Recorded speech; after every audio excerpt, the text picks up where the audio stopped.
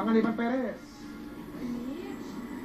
Sa DZWB narinig ni Mang Dominador ang magandang balita ng mga kumpanya ng langis. Sa diesel, 5 piso kada litro ang rollback ng Petron, Shell, Chevron at Eastern Petroleum. 6 na piso naman ang Uni Oil at 2 piso ang Sea Oil. Sa gasolina, 2 piso ang ibinawas ng Petron, Shell, Chevron at Eastern Petroleum, habang 2.50 ang Uni Oil. Sa kerosene, 2 piso rin ang rollback ng Petron, Shell, Chevron at Eastern Petroleum. Dahil sa rollback na ito, mas mura na ang gasolina ngayon kaysa noong Enero.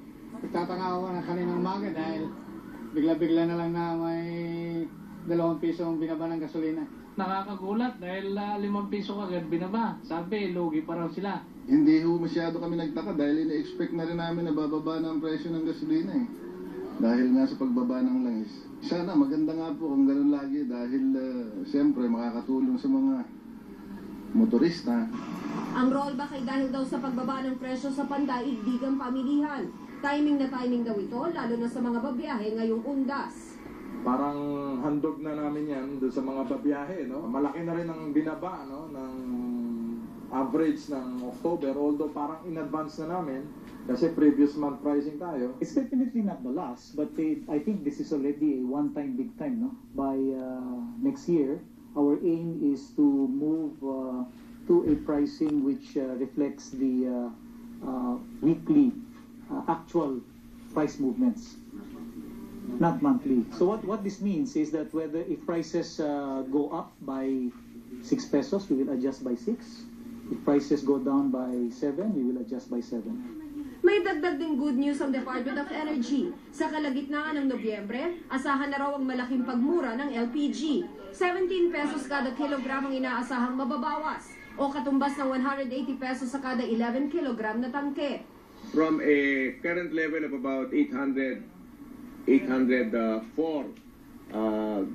dollars per metric ton.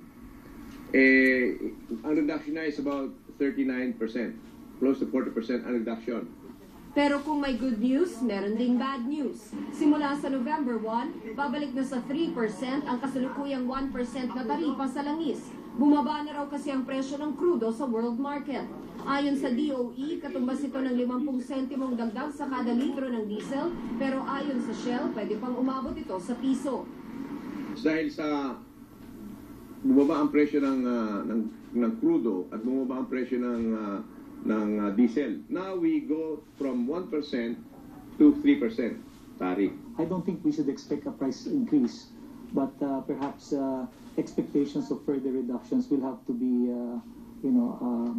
managed. Naging 3% yung tariff, that would mean 1 peso against sa 2 pesos supposed to be na rollback. Mga piso na lang ang bibigay na rollback. Ganun mangyayari.